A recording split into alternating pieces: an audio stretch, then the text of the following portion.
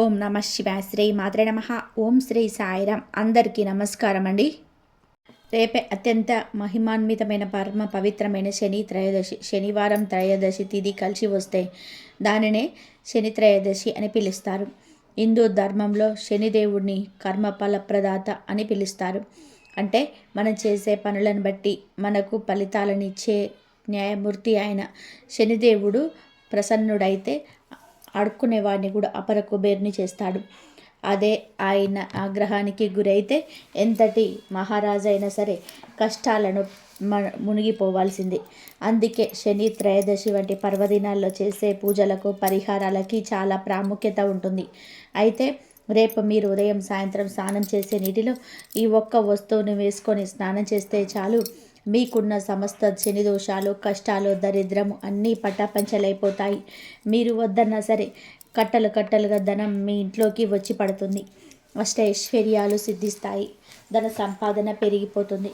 ముఖ్యంగా గ్రహదోషాల బారి నుండి బయటపడగలుగుతారు. మరి అసలు శని త్రయోదశి విశిష్టత ఏమిటి? ఏ రోజు చేసే స్నానం ఎందుకు అంత ప్రత్యేకమైనది? ఆ స్నానం నీటిలో ఏం కలుపుకోవాలో ఇప్పుడు మనం ఎంతో వివరంగా తెలుసుకుందాం. అలాగే శని త్రయోదశి రోజు ఏ కూరలు తినకూడదు, ఏ వస్తువులను పొరపాటున కూడా కొనకూడదు, ఏ చెట్లను తాకితే అష్టైశ్వర్యాలు సిద్ధిస్తాయి అనే విషయాలను కూడా తెలుసుకుందాం. ఫ్రెండ్స్, ముందైతే ఈ వీడియోకి ఒక లైక్ కొట్టి కింద ఉన్న కామెంట్ బాక్స్లో ఓం శ్రీ శనీశ్వరాయ నమః అని భక్తితో కామెంట్ చేయండి. శని నవగ్రహాలలో అత్యంత సున్నిత మనస్కుడు, పరమ భాగవతముడు. జీవుల కర్మ ఫలాలని అనుసరించి శని ఫలాన్ని ప్రాప్తింపజేస్తాడు. శని భగవంతుని ప్రసన్నం చేసుకుంటే ఎటువంటి బాధలు భయాలు ఉండవు. శని భగవంతుని ప్రసన్నం చేసుకోవడం తేలికైన విషయమే. శని త్రయోదశి రోజున సూర్యోదయానికి ముందే స్నానం చేసి నువ్వుల నూనెతో శనికి అభిషేకం చేయాలి. కాకికి నైవేద్యం పెట్టాలి. నల్ల నువ్వులు, నువ్వుల నూనె, నల్లని వస్త్రములు ఉంచి దానం చేయాలి. శనీశ్వరుడు ఎంత ఇబ్బందులు కలిగిస్తాడో మన జీవితంలోనే కొన్ని దశల్లోనే అంతకు మించిన మేలును కలిగిస్తాడు. ఛాయాదేవి సూర్య భగవానుల పుత్రుడైన శని కుంభ మకర రాశులకు అధిపతి. పడమటి వైపు ముఖాసీనుడై ఉంటాడు. శని త్రయోదశి రోజు మద్యం మాంసాలు ముట్టరాదు. వీలైన వాళ్ళు శివార్చన తామే స్వయంగా చేస్తే మంచిది. ఈరోజు శనిగ్రహ స్థాన దోషాల వలన బాధపడేవారు నేరాంజన సమావాసం, రవిపుత్రం యమా అగ్రజం, ఛాయా మార్తాండ సంభూతం తం నమామి శనేశ్వరం అనే సూత్రాన్ని వీలైనన్ని ఎక్కువసార్లు పఠిస్తే మంచిది. ఈ రోజంతా వీలైనంత వరకు ఏ పని చేస్తూ ఉన్నా మౌనంగా ఉంటూ దైవ చింతనలో ఉండాలి. అందరిలోని ప్రతి జీవులోనూ దేవుణ్ణి చూడగలగాలి. ఎవరితోనూ కూడా వాదనలకు దిగరాదు. ఆకలితో ఉన్నవారికి పశుపక్షాదుల జీవులకు భోజనం పెడితే మంచిది. శని దోషాలు ఉన్నవారు ఆంజనేయ స్వామిని పూజిస్తే దోషాలు తగ్గుతాయని శాస్త్రాలు చెప్తూ ఉన్నాయి. శని గ్రహం ఎంత క్రూర స్వభావంలో అంతటి స్వామ్యము ఉన్నవాడు. ఒక్కసారి శనిదేవుడు హనుమను సమీపించి, మారుతి, నేను శనిని అందరినీ పట్టి పాలించాను, ఇంతవరకు నిన్ను పట్టలేదు, ఇప్పుడు చిక్కావు నువ్వు నాకు అన్నాడు. దానికి హనుమ, శనీశ్వరుడా, నన్ను పట్టుకుంటావా లేదా నాలో ఉంటావా? నాలో ఉండదలిస్తే ఎక్కడ ఉండాలని కోరికగా ఉంది అని ప్రశ్నించాడు. దానికి శని, హనుమ శిఖరం మీద ఉంటానని చెప్పాడు. సరేనని శిరస్సు మీద శనిని చేర్చుకున్నాడు మారుతి. ఆయనకు శనిని బాధించాలని మనసులో కోరిక కలిగింది. అప్పుడు హనుమ ఒక మహాపర్వతాన్ని పైకి లేపించి నెత్తి మీదకు ఎత్తించుకున్నాడు. కుయ్యో మొర్రో అని ఆ భారం భరించలేక శని గిలగిలా తన్నుకున్నాడు. బరువు దించమని ప్రాధేయపడ్డాడు. జాలి కడిగి పర్వతాన్ని శనిని తోక కూర్చుట్టి సేతువుకు ప్రదక్షిణ చేయించడం మొదలుపెట్టాడు. హనుమ ఊపిరాడక శని వలవల ఏడ్చాడు. తోకలోనే బంధింపబడినందున రేణబీడపడి దొర్లుతూ ఏడుస్తూ ప్రార్థించాడు. శని స్తోత్రాలకు పావన కుమారుడి సంతోషించి, మంద, నన్ను పట్టుకొని పీడిస్తానని ప్రగల్భాల్పోయావు, అప్పుడే గిజగజలాడిపోతున్నావే అని ప్రశ్నించాడు హనుమ. ప్రజలను బాధించడమే నీ ధర్మంగా ప్రవర్తిస్తున్నావు, అందుకనే నిన్ను ఒక రకంగా శాసించి వదిలిపెడుతున్నాను అన్నాడు. గత్యంతరం లేక శని సరే అన్నాడు. అప్పుడు హనుమ, ఓ శనిదేవ, నువ్వు నా భక్తులను బాధించరాదు. నన్ను పూజించే వారిని, నా మంత్రాన్ని జపించే వారిని, నా నామస్మరణ చేసేవారిని, నాకు ప్రదక్షిణం చేసేవారిని, దేవాలయాన్ని సందర్శించేవారిని, నాకు అభిషేకం చేసేవారిని ఏ కాలంలోనైనా సరే ముట్టుకోకూడదు, బాధించకూడదు. మాట తప్పితే కఠినాతి కఠినంగా నిన్ను దండిస్తానని చెప్పి శనితో వాగ్దానం చేయించుకొని వదిలిపెట్టాడు హనుమ శనిని తోకతో నేల మీద పడేసి లాగటం వలన శని శరీరం అంతా కూడా గాయాలై బాధించాయి. ఆ బాధ నివృత్తికే శని తైలాభిషేకం చేస్తారు. ఈ విధంగా తైలాభిషేకం చేసిన వారిని శనిదేవుడు బాధించటం లేదు. అలాగే హనుమ భక్తులను కూడా శని బాధించడు అని స్వయంగా శనిదేవుడే హనుమంతుడికి మాట ఇచ్చాడు. త్రయోదశి శనివారం నాడు వస్తే దాన్ని శని త్రయోదశిగా వ్యవహరిస్తూ ఉంటారు. శనివారం శ్రీ మహావిష్ణువునకు చాలా ఇష్టమైన రోజు. అందుకే ఆ రోజు వెంకటేశ్వర స్వామికి మనం పూజలు చేస్తూ ఉంటాం. త్రయోదశి శివుడికి ఇష్టమైనది. ఇది క్షీరసాగర మదనం జరిగి అమృతం ఉద్భవించిన తర్వాత ఆలాహాలాన్ని దిగమింగి తన కంఠంలో దాచుకొని లోకాలను కాపాడిన శివుడికి కృతజ్ఞత చెప్పడానికి దేవతలందరూ కూడా ఆయన వద్దకు వెళ్ళినది ఈ త్రయోదశి తిథి నాడే అని పురాణాల ద్వారా తెలుస్తున్నది. అందుకే త్రయోదశి శనివారం నాడు వస్తే శనివకేశవులకు అత్యంత ప్రీతికరమైన దినమని పురాణాలు పేర్కొంటున్నాయి. శని జన్మించిన తిథి కూడా త్రయోదశి. అందుకని శని త్రయోదశికి అంతటి విశిష్టత ఏర్పడింది. ఈ రోజున శనికి ప్రత్యేకమైన పూజలు చేస్తే శని ఏలినాటి శని, అష్టమ శని తదితర దోషాల నుంచి విముక్తి లభిస్తుందని జ్యోతిష్యులు చెప్తున్నారు. ఎల్లకాలం పరిస్థితులన్నీ కూడా అనుకూలంగా ఉంటే జీవితంలో మజా ఏముంటుంది? మధ్య మధ్యలో కష్టాలు వస్తుంటేనే కదా జీవితపు విలువ తెలుస్తుంది. ఎప్పుడు సత్కారాలే ఉంటే మదానికి అద్దేముంటుంది? అప్పుడప్పుడు అవమానం ఎదురుపడితే అహంకారం తగ్గిపోతుంది. ఇలా మనిషికి అప్పుడప్పుడు ముట్టికాయలు వేస్తూ అతడి నడవడిని సరిదిద్దే దైవమే శనీశ్వరుడు. జీవులు ప్రాణాలతో ఉన్నప్పుడు వారి పాపాలకు తగిన ప్రాశ్చిత్తాన్ని కలిగించేవాడు. సూర్య భగవానుడికి ఆయన సతీ ఛాయాదేవికి కలిగిన సంతానమే శనిదేవుడు. అందుకే ఆయనను సూర్యపుత్రుడు అని, ఛాయాసుతుడు అని పిలుస్తూ ఉంటారు. శనివారం ఇటు శని భగవానుడికి అటు శ్రీ విష్ణుమూర్తికి ప్రీతిపాత్రమైన రోజు. ఇక త్రయోదశి శివుడికి ఇష్టమైన తిథి. శనివారం త్రయోదశి తిథి కలిసి వస్తే దానిని శని త్రయోదశి అంటారు. అలా స్థితి లయకారకుడు ఇద్దరికి కూడా ఇష్టమైన రోజుగా శని త్రయోదశి స్థిరపడింది. శనిదేవుడికి నీలం రంగు, నలుపు రంగు పువ్వులు ప్రీతికరమైనవిగా చెప్పబడుతున్నాయి. శని త్రయోదశి రోజున ఈ పూలతో శనిదేవుణ్ణి పూజించడం వలన ఆయన ప్రసన్నుడవుతాడు. ఎప్పుడైతే ఆయన అనుగ్రహిస్తాడో అప్పుడే శనిదోష నివారణ జరుగుతుంది. సమస్యల నుండి విముక్తి పొందవచ్చు. శని త్రయోదశి రోజున ఉదయాన్నే నవగ్రహాలయానికి వెళ్ళి శనిదేవుడికి దీపం పెట్టి నువ్వుల నూనెతో అభిషేకం చేసి నువ్వులో బెల్లం కలిపి ముద్దలాగా చేసి ప్రసాదంలా పెట్టి హారతి ఇవ్వాలి. ఇలా చేయడం వల్ల శని దోషాలు తొలగిపోతాయి. శనివారం త్రయోదశి తిథి వచ్చిన రోజున శనికి నువ్వుల నూనెతో అభిషేకం చేసిన, ఆ స్వామికి ఇష్టమైన నువ్వులు, నల్లటి వస్త్రములు లాంటి దానం చేసిన శని ప్రసన్నుడవుతాడు. నేలినాటి శని, అర్ధాష్టమ శని బాధ నుండి ఉపశమనం లభిస్తుందని భక్తుల ప్రగాఢ విశ్వాసం. ఇక శనిదేవుడికి ఎంతో ఇష్టమైన ఈ శని త్రయోదశి రోజున ఇంట్లోని ఆడవాళ్ళు పొరపాటున కూడా తోటకూరను అలాగే కాకరకాయను వండకూడదు. ఏ రూపంలో కావచ్చు, కూర రూపంలో కావచ్చు, ఏ రూపంలోనూ కూడా ఈ రోజున తోటకూరను మరియు కాకరకాయను వండకూడదు. కనీసం పప్పులో కూడా తోటకూరను వేయకూడదు. కూరల రూపంలో కాదు, ఏ రూపంలో కూడా ఈరోజు తోటకూరను కాకరకాయను తినకూడదు. అసలు టచ్ కూడా చేయకూడదు. కాదని ఈరోజు తోటకూరను కానీ కాకరకాయను కానీ ఏ రూపంలోనైనా సరే తిన్నారు అంటే మాత్రం అప్పుల పాలైపోతారు. శనిదేవుడి ఆగ్రహానికి గురి అవుతారు. ఆర్థిక సమస్యలు వస్తాయి. ఒక దగ్గర చేయి చాపే ధనం అడుక్కునే స్థాయికి పోతారు. కనుక ఆడవారు ఈరోజు ఇంట్లో తోటకూర, కాకరకాయను వండకుండా జాగ్రత్తగా ఉండండి. వీటితో పాటుగా శని త్రయోదశి రోజున నాన్ వెజ్ను కూడా తినకూడదు. అంటే మాంసము, చేపలు, రొయ్యలు, పీతలు ఇలాంటివి ఏమీ కూడా తినకూడదు. సాధారణంగా శనివారం రోజు చాలామందికి వీకెండ్ కనుక సెలవు దొరుకుతుంది. దాంతో చాలామంది జాబ్ చేసేవాళ్ళు శనివారం రోజు ఖాళీగా ఉంటాం కదని, టైం దొరికిందని ఆ రోజు చికెన్, మటన్ కొని తెచ్చుకొని వండుకొని తింటూ ఉంటారు. లేదా బయట రెస్టారెంట్స్కి వెళ్ళి అక్కడ నాన్ వెజ్ ఐటమ్స్ కొనుక్కొని తింటూ ఉంటారు. లేదా శనివారం సాయంత్రం నూడిల్స్ బల్ల దగ్గరకు, బిర్యానీ షాప్ దగ్గరికి వెళ్ళి అక్కడ ఏదో ఒకటి నాన్ వెజ్ కొనుక్కొని తింటూ ఉంటారు. మామూలు శనివారాల్లో అయితే ఇలా చేసిన తప్పులేదు, కానీ ఈ శనివారం రోజు శని త్రయోదశి కలిసి వచ్చింది కనుక ఈరోజు పొరపాటున కూడా అలా చేయకండి. నాన్ వెజ్ తినకండి. ఆ రోజు తింటే మాత్రం పాపం తగులుతుంది. శనిదేవుడి ఆగ్రహానికి గురయ్యి అవుతారు, నరకానికి పోతారు, చాలా కష్టాలను ఎదుర్కోవాల్సి వస్తుంది. శనిదేవుడి కష్టానికి గురైతే జీవితం ఎంత అస్తవ్యస్తంగా మారుతుందో మాటల్లో చెప్పలేము. కాబట్టి ఈరోజు ఎవరు నాన్ వెజ్ తినవద్దు.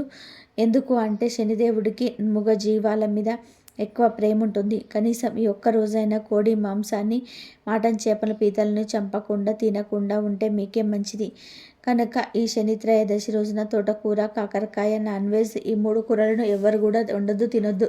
కాదని వండినా తిన్నా శనిదేవుడి కోపానికి గురి అవుతారు. 7 జన్మల దరిద్రం పడుతుంది, మహాపాపం చుట్టుకుంటుంది. తెలియక ఈరోజు ఈ కూరను తింటే ఫ్యూచర్లో అనేక కష్టాలు అనుభవించవలసి వస్తుంది. సమస్యలు, బాధలు ఎదుర్కొంటుంటారు.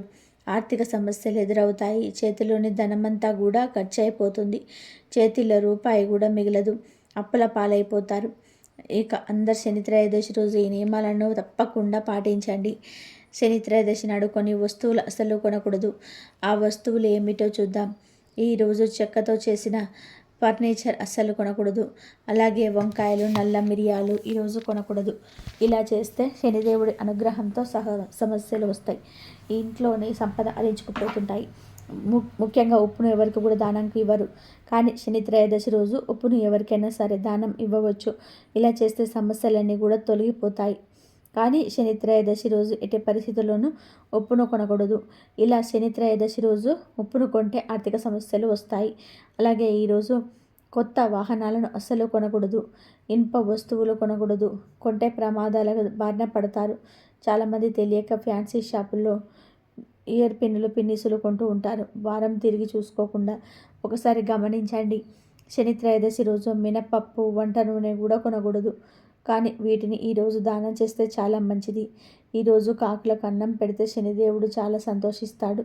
ఇక ఈరోజు ఆవాలు, ఆవ నూనెను పొరపాటున కూడా కొనకూడదు, తినకూడదు కూడా. కానీ పేదలకు దానం చేస్తే చాలా మంచిది. ఇక ఈరోజు ఆవ నూనెను లేదా నువ్వుల నూనెను శని విగ్రహం పైన పోసి అభిషేకం చేస్తే చాలా మంచిది. ఇక శని త్రయోదశి రోజు పరుషంగా మాట్లాడకూడదు.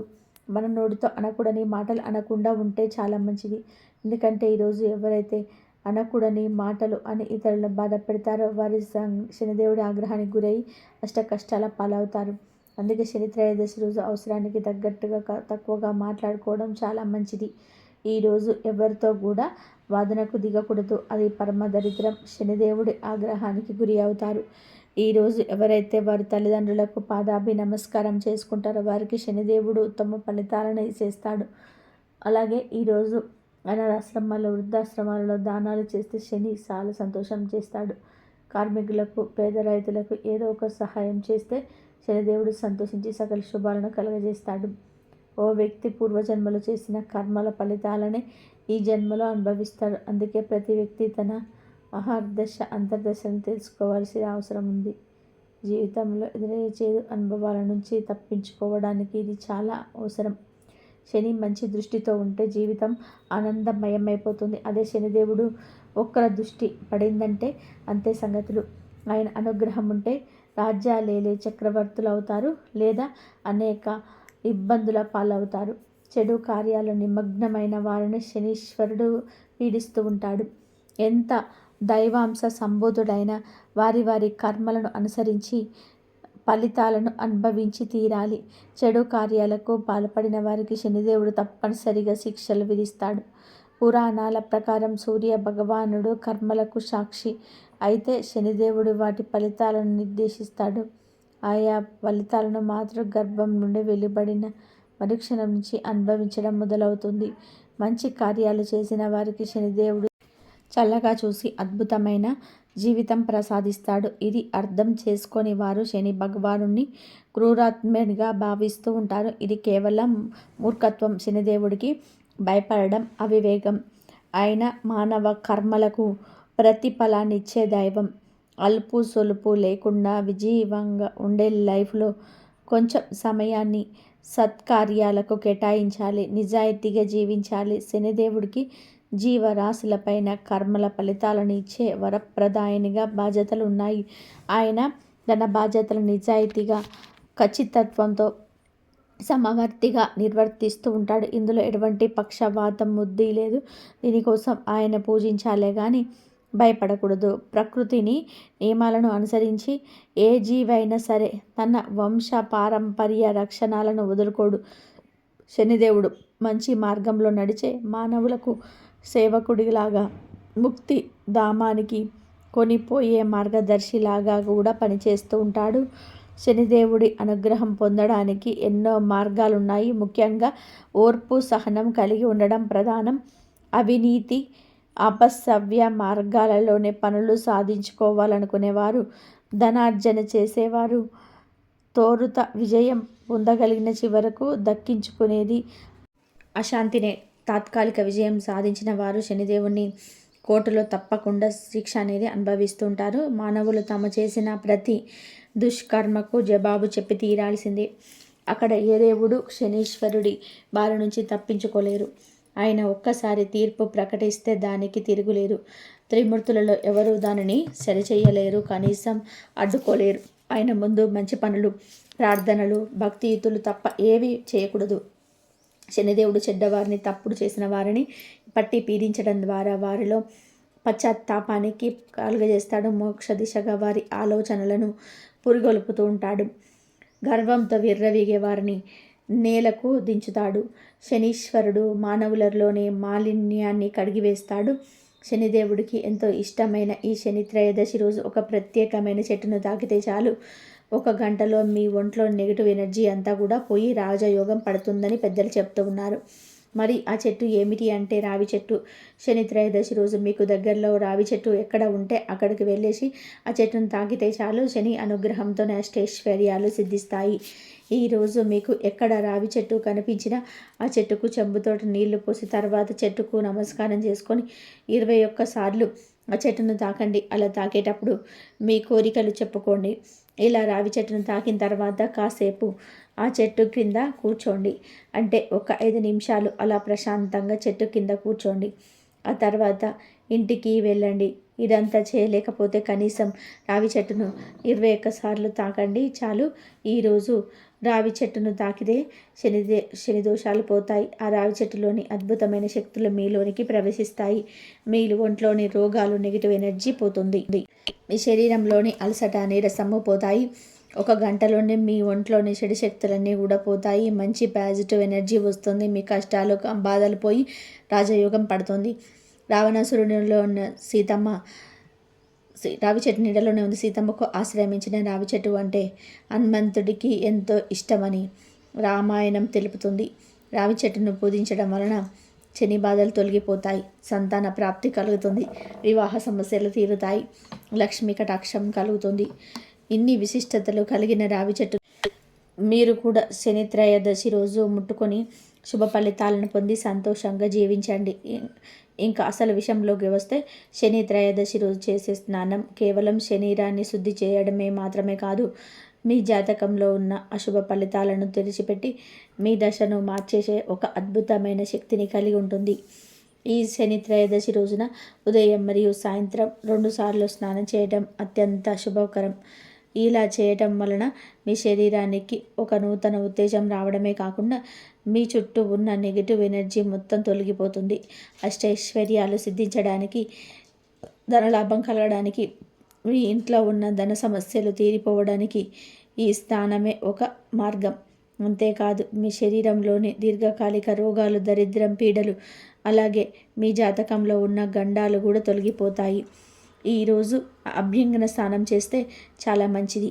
అభ్యంగన స్నానం అంటే ఏమిటి అంటే ఒళ్ళంతా కూడా నువ్వుల నూనె రాసుకొని కాసేపు ఆగి ఆ తర్వాత స్నానం చేయడాన్ని అభ్యంగన స్నానం అంటారు.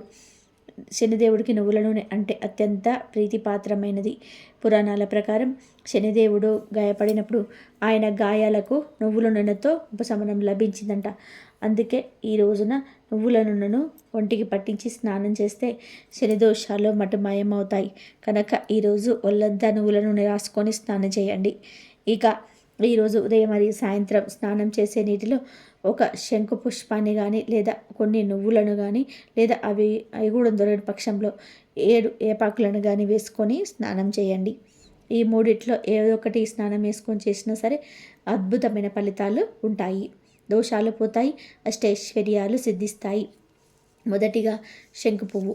శనిదేవుడికి నీలం మీద ఉదా రంగు అంటే చాలా ఇష్టం. శంకు పువ్వులు సహజంగానే నీలం రంగులోనే ఉండి దైవిక శక్తిని కలిగి ఉంటాయి. కనుక ఒకవేళ మీకు శంకు పువ్వు దొరికితే దానిని తీసుకొని మీ చేతిలో లైట్గా నలిపి మీరు స్నానం చేసే నీటిలో కలుపుకోండి. ఇలా చేయడం వలన ఆ పువ్వులోని శక్తి నీటిలోనికి ప్రవేశిస్తుంది. ఈ నీటితో స్నానం చేస్తే మీ జాతకంలో ఉండే కఠినమైన దోషాలు కూడా కేవలం ఒకే గంటలోనే అదుపులోనికి వస్తాయి. శంకు పువ్వు దేవుని ఆయుధం లాంటిది. ఇది మీ కష్టాలను త్యజించేస్తుంది. ఒకవేళ మీకు శంకు పువ్వు దొరకకపోతే రెండవ వస్తువు నువ్వులు. తెల్లని నువ్వులు కానీ లేదా నల్ల నువ్వులు కానీ 1 స్పూన్ తీసుకొని స్నానం చేసే నీటిలో వేసుకోండి. నువ్వులు అనేటివి శనిదేవుడికి ప్రతిరూపాలు. నువ్వుల నూనెతో స్నానం చేయడం వలన మీ శరీరంలోని అనారోగ్యాలు, దరిద్రం కొట్టుకుపోతాయి. ముఖ్యంగా నల్ల నువ్వులు మీ జాతకంలోని చెడు ప్రభావాన్ని లాగేసుకుంటూ ఉంటాయి. శని త్రయోదశి నాడు నువ్వుల నీటితో స్నానం చేసేవారికి అకాల మరణగండాలు తొలగిపోతాయి. దీర్ఘాయుష్యు లభిస్తుంది. నువ్వులకున్న ఆధ్యాత్మిక శక్తి నీ చుట్టూ ఒక రక్షణ కవచాన్ని ఏర్పాటు చేస్తుంది. దీని వలన బయట వ్యక్తుల దృష్టి లేదా కుయుక్తులు మీ పైన పనిచేయవు. ఇక 3వ వస్తువు 7 వేపాకులు. వేపాకులకున్న ఔషధ గుణాలు మరియు ఆధ్యాత్మిక శక్తులు అందరికీ తెలిసినవే. ఏవైనా గ్రహ దోషాలు లేదా పీడలు ఉన్నప్పుడు వేపాకు నీటి స్నానం అద్భుతంగా పనిచేస్తుంది. 7 వేపాకులను తీసుకొని వాటిని కూడా కొంచెం నలిపి నీటిలో వేసుకొని స్నానం చేయండి. ఇది మీ శరీరంలోని రోగాలను హరించటమే కాకుండా మీ దశను మార్చేస్తుంది. ఈ 3 వస్తువులలో అంటే శంకు పువ్వు, నువ్వులు లేదా వేపాకు మీకు ఏది సులభంగా దొరికితే దానిని వాడండి. ఈ శని త్రయోదశి రోజున ఉదయం ఒకసారి, సాయంత్రం ఒకసారి ఇలా ఏదో ఒక వస్తువుని నీటిలో కలుపుకొని స్నానం చేయండి. ఇలా చేయటం వలన కేవలం 1 గంటలోనే మీలో ఒక కొత్త ఎనర్జీ రావడం మీరు గమనిస్తారు. శనిదేవుడి అనుగ్రహం వలన మీ ఆస్తిపాస్తులు మెరుగుపడతాయి.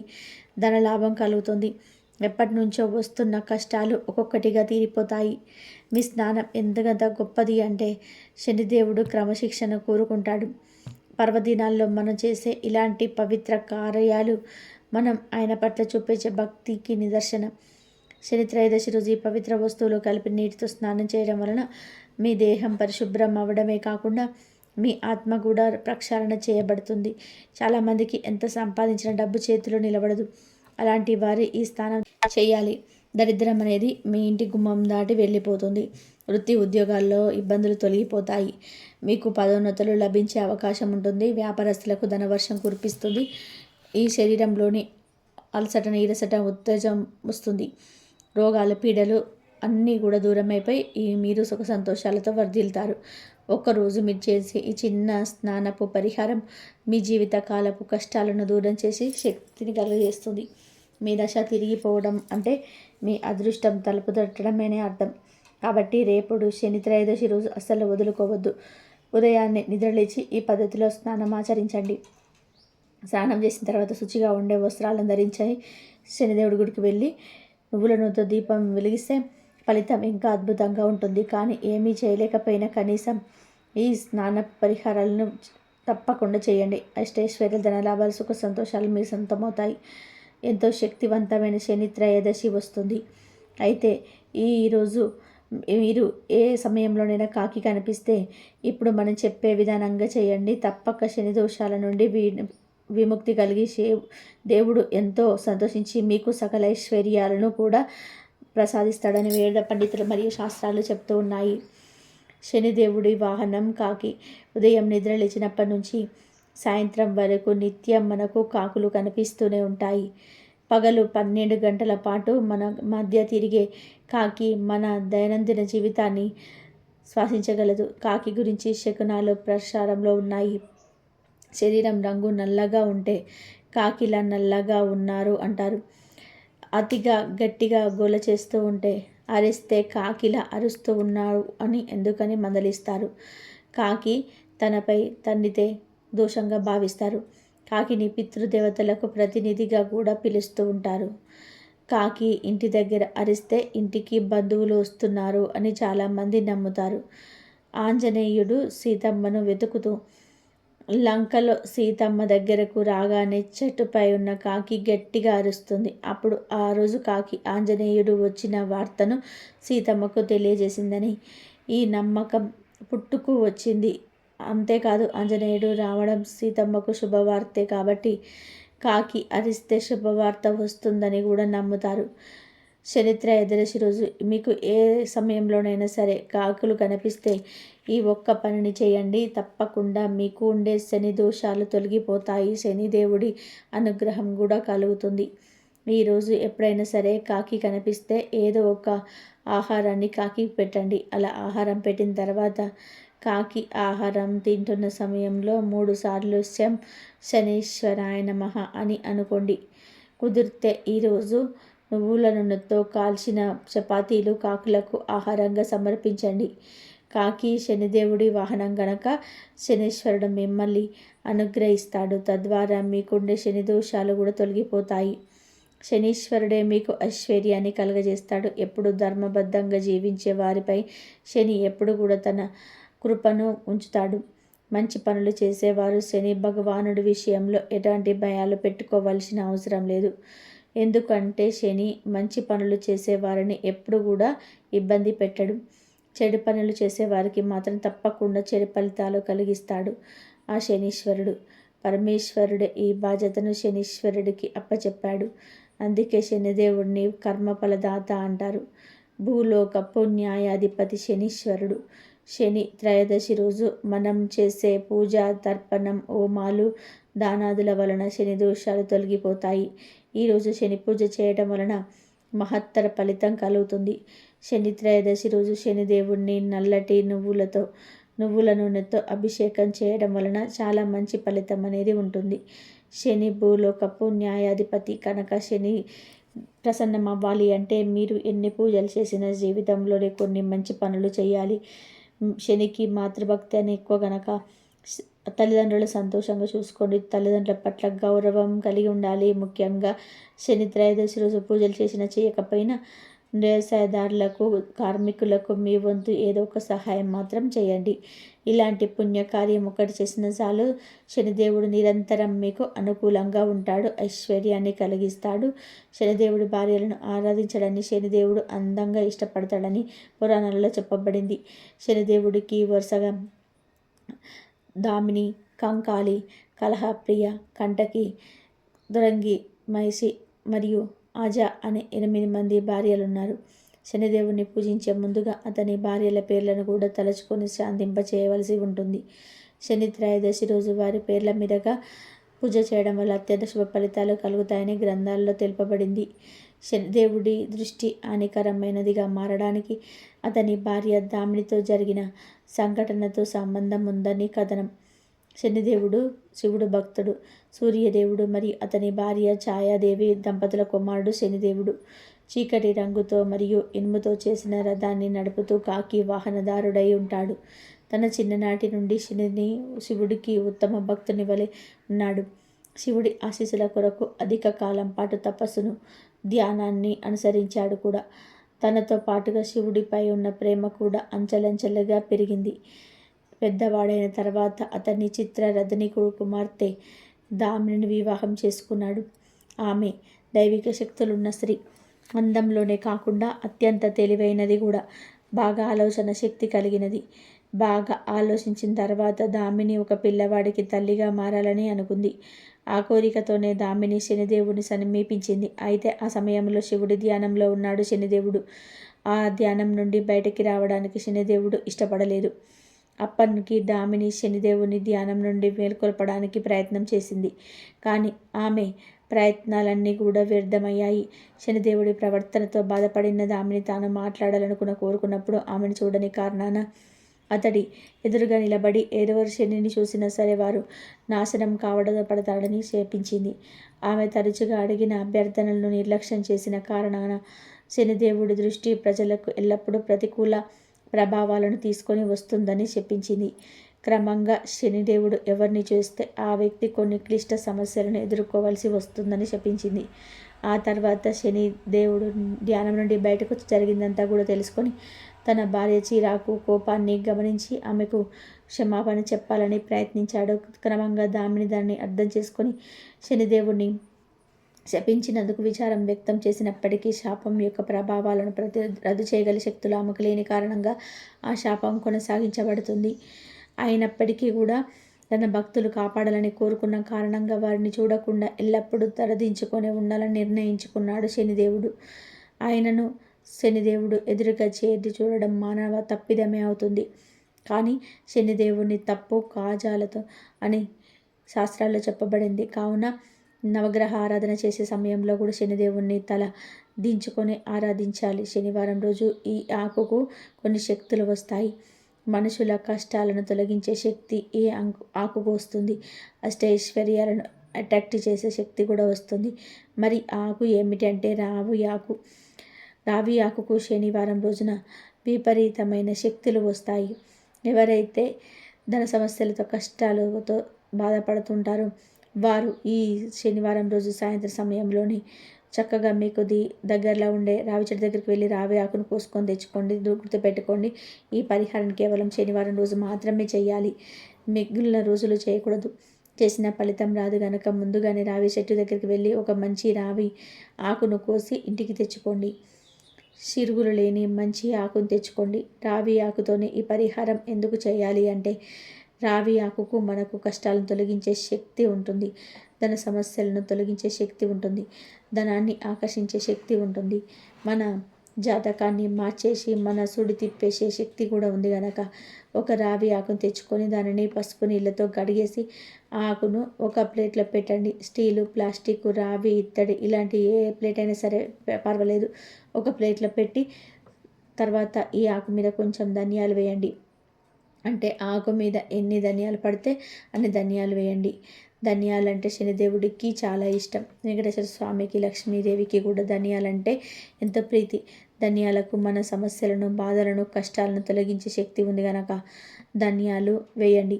తర్వాత ఈ ధనియాల మీద 4 లవంగాలను కూడా వేయండి. ఇలా లవంగాలు పెట్టడం ఐశ్వర్యాన్ని కలిగిస్తుంది. ఎందుకంటే ఐశ్వర్యాన్ని ఆకర్షించే శక్తి లవంగాలకు ఉంటుంది. మన సుడిని తిప్పేసే శక్తి లవంగాలకు ఉంటుంది. కనుక 4 లవంగాలు పెట్టి చివరిలో చిటికెడు పసుపు కుంకుమను కూడా వేయండి. పసుపు కుంకుమలు కూడా చాలా మంచివి. ఇలా రావి ఆకు మీద వేసిన తర్వాత జాగ్రత్తగా ప్లేట్తో సహా తీసుకొని వెళ్ళి మీ మెయిన్ డోర్ గుమ్మానికి గుడి వైపున పెట్టండి. అంటే మీరు ఇంట్లోకి ఎంటర్ అయ్యేటప్పుడు రైట్ సైడ్ ఉంటుంది కదా, ఆ సైడ్న పెట్టాలి. పెట్టిన తర్వాత ఆ ఆకుకు ఒక నమస్కారం చేసుకొని మీ కోరికను చెప్పుకోండి. మీ కష్టాలు పోయి ధనం రావాలని కోరుకోండి. ఇలా పెట్టిన ఆకును 3 రోజుల పాటు అక్కడే అలా వదిలేయండి. 3 రోజుల తర్వాత ఈ ఆకును తీసేసి దానిలోని ధనియాలను, లవంగాలను, పసుపు కుంకుమలను ఆకుతో సహా తీసుకొని వెళ్ళి ఏదైనా ఒక పిచ్చి మొక్క మొదట్లో పడేయండి. అంటే జిల్లేడి చెట్టు, మెత్త చెట్టు ఇలాంటి పనికిరాని మొక్కలు పొలాల దగ్గరగా ఉంటాయి కదా, అవి ఆ మొక్కల దగ్గర వేయండి, సరిపోతుంది. ఇలా ఒక్కసారి పరిహారం చేస్తే చాలు, మీకుండే సమస్యలన్నీ కూడా పోతాయి. మీ జాతకం మారిపోతుంది. మీ సుడి తిరిగిపోతుంది. అపారధన యోగం కలుగుతుంది. కోట్ల వర్షం కురుస్తుంది. కనుక మీరు కూడా శనివారం రోజు గుమ్మం పక్కన ఈ ఆకును పెట్టండి. శుభ ఫలితాలను పొంది సంతోషంగా జీవించండి. ఈ వీడియో కనుక మీకు నచ్చినట్లయితే ప్లీజ్ లైక్ చేయండి, షేర్ చేయండి, సబ్స్క్రైబ్ చేయండి. మరొక మంచి వీడియోతో మళ్ళీ కలుద్దాం. జై శ్రీమన్నారాయణ. జై